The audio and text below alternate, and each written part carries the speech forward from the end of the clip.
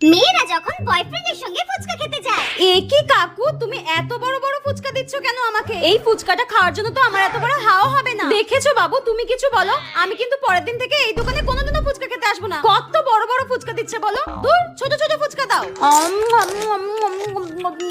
দেখেছো, ঠিক করে খেতেও পারছি না, আমি সব ভেঙে যাচ্ছে।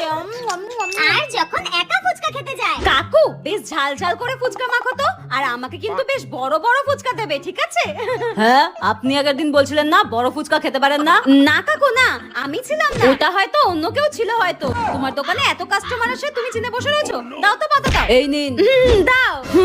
এ কি কাকু, এরকম টিকটিকি ডিমের সাইজের ফুচকা দিচ্ছ কেন? বড় বড় ফুচকা দাও। আগেই তো বললাম এত ছোট ছোট ফুচকা আমি খাই না, বড় বড় ফুচকা দাও, নইলে কিন্তু টাকা দেবো না। যত সব বড় বড় ফুচকা দাও। ইস, কেমন ফাটকা ফুটকা লিকলিকা ফুচকা দিচ্ছে, সব জল বেরিয়ে যাচ্ছে। দুধ ভালো লাগে না।